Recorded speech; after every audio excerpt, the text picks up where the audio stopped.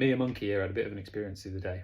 My 3-year-old, I was putting him to bed. He sits here, sits on my lap, and we cuddle him and have a chat before he goes to bed. With Monkey, who is his favourite toy, as you can tell by how filthy he is, right? So my son gives Monkey a big old squeeze. And I say, "Oh, that's nice." He said, "Do you think Monkey's sad?" And I said, "What do you mean?" And he said, "Do you think Monkey misses his friends in the jungle?" Right? So I'm immediately sort of gone. And that's just a lovely, lovely thing that we can understand, that he feels this kind of empathy, or can understand that people might feel stuff and why they might feel stuff, already starting that process. And what that really kind of chimed for with me is, when you get older and you're an adult and you're struggling in some way, either you're having a bit of a mental health issue, whatever it might be, often you can feel like that is a character flaw.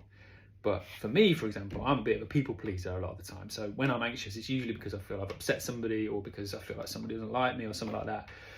And you can feel like that's a defect, like that is a problem with you. But it's just part of the same spectrum of, I feel very strongly for other people and I want people to be okay. So sometimes that means that I'm afraid of hurting them, or afraid of doing the wrong thing that's going to make something bad happen, if you like. The idea that I've upset somebody is usually what I'd be anxious about. That's not a character flaw. That's not a character flaw. My son doesn't have a character flaw because he feels strongly for people. The same applies for stuff like high standards. So somebody that wants to get things right, that is a good quality, and it can be a part of what they can struggle with when they get anxious, or when they get low about something. It might be to do with those standards. It's not about wanting to eradicate those. I don't want my son to lose this empathy for the sake of his own mental health. I want him to keep it.